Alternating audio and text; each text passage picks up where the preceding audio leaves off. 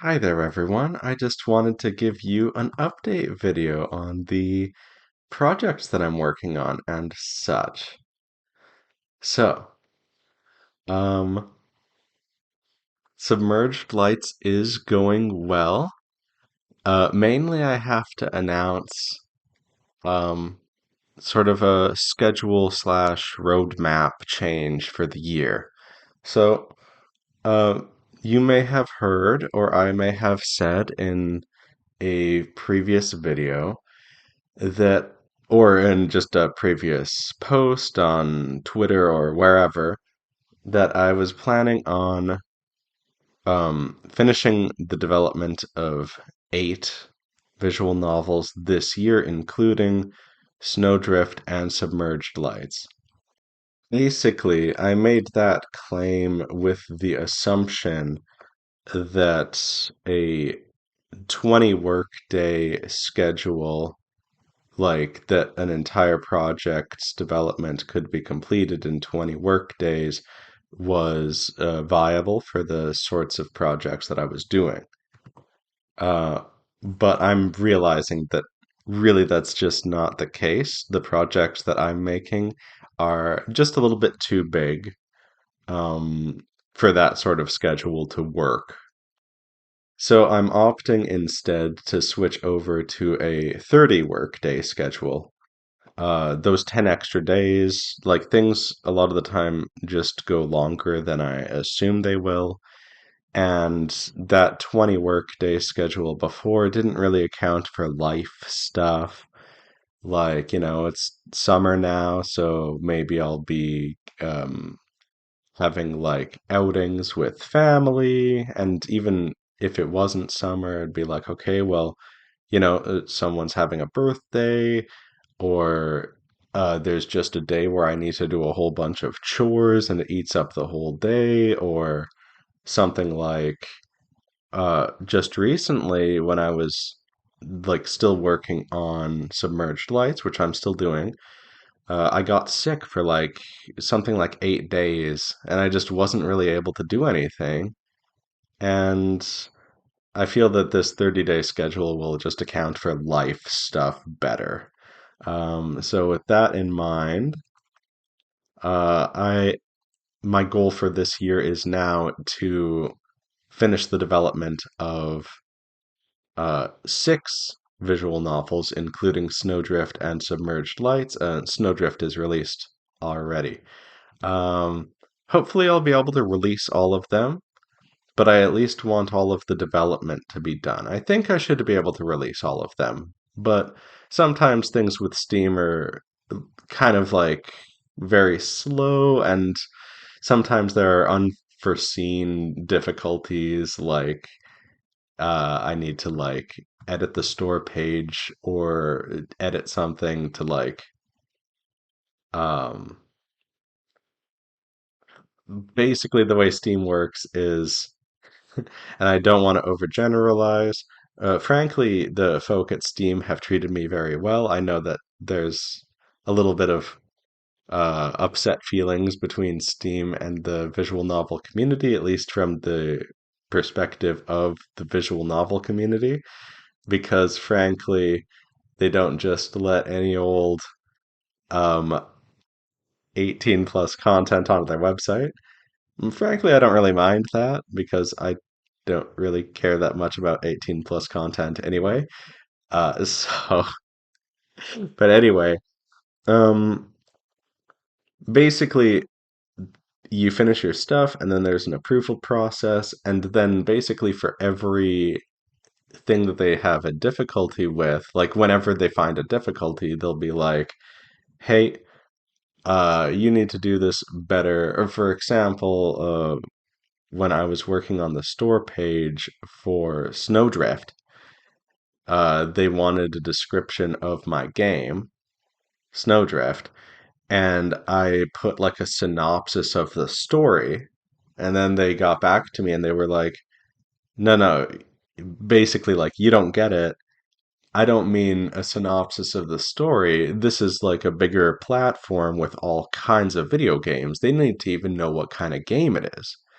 And then I was like, oh, okay. So I like rewrote the description to be like, okay, in this romance visual novel, like, then I gave like a little bit of a synopsis of the plot. But anyway, every time something like that happens, um, there's like a few days before they need to get back to you and like approve it again. And then like there's also the after everything's been approved, then there's like a minimum wait period of the store page being up for like 2 weeks, basically, before anybody can actually buy it. But yeah, so it's a little bit unpredictable. But that said, I'm pretty sure I will be able to release all six of these on Steam by the end of the year. Now, on to talking about on to talking about Submerged Lights. So, it's doing well. Frankly, the assembly is taking a lot longer than I assumed it would.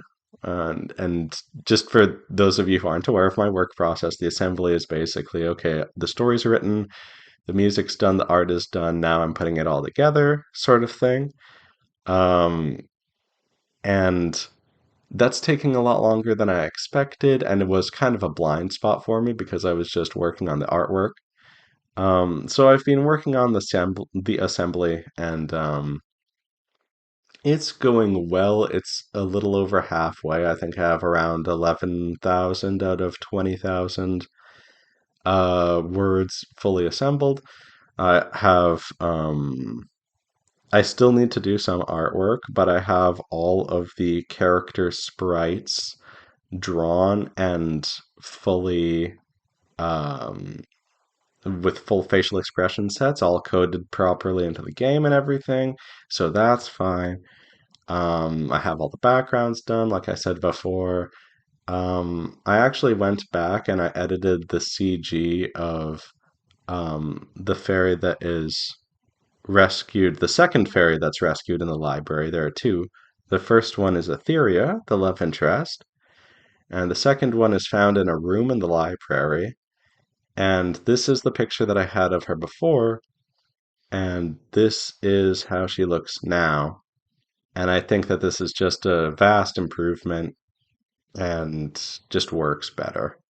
Um, but yeah, honestly, the pacing of Submerged Lights is a little bit interesting because the first half of it is basically here is the main character, here's the setting, here's the love interest, they get to know each other, sort of thing.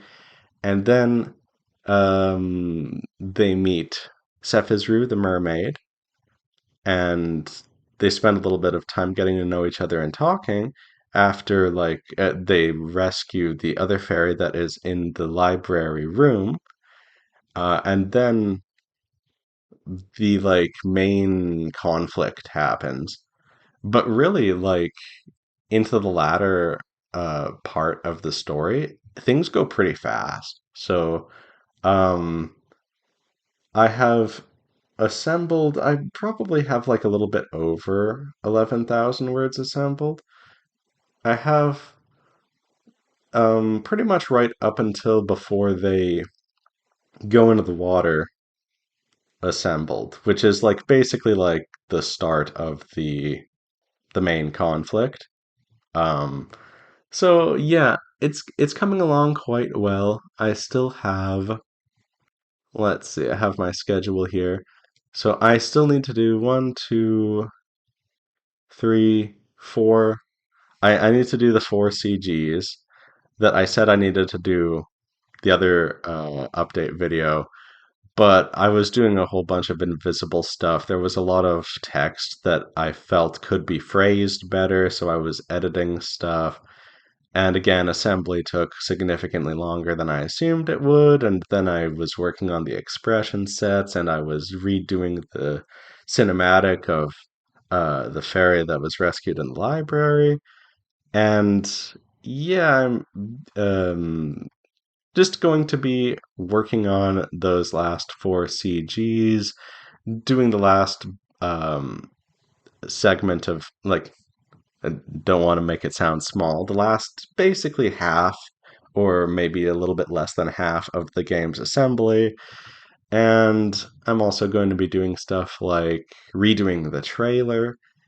Um, there was a trailer before for the demo, but now art assets have changed and I have more of them, so I can make it more accurate to the final game, as well as just show off like a little bit more of the artwork in there. But yeah, I should have the game fully assembled by um, Saturday the 13th, hopefully at the latest. I my schedule, according to my schedule, it'll be done by the end of Friday, but might as well give myself an extra day. So Saturday, and that should be fine. And then it'll take a while before it gets up onto Steam. I don't know.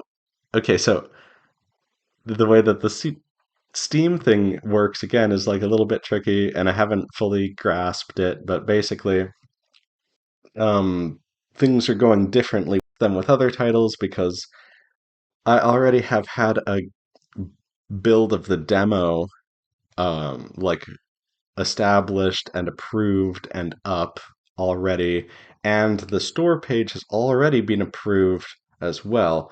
And both of those have been up for like since like 2025? Yeah, 2025, right? Yeah, 2025. But anyway, probably it will take a little bit of time for the approval process of the actual finished game. Um, but then I don't think the store page needs to be live arbitrarily longer for like 2 extra weeks because it's already been live this entire time. So I don't quite know when it'll actually get released on Steam, but it is definitely coming along and I'll let you know. And the production should be done by Saturday the 13th. Um, so that's all I have to say. Thank you for listening, everyone. And don't mean to sound all stuffy and stuff. I feel like I'm talking as though I'm in like a boardroom meeting or something, but I just want to let you guys know what I'm up to. So that's it. I'm looking forward to working on some of the other projects that I have in mind. Um, I want to work on the Warm Tree. I've changed the name because the setting of quote unquote the Warm Tree is basically everything under a large tree. But I didn't want to call this story the Warm Tree because there's actually like quite a lot of stuff that I have in mind that can happen in this setting. And there's a character that's like very, very closely actually associated with the tree itself.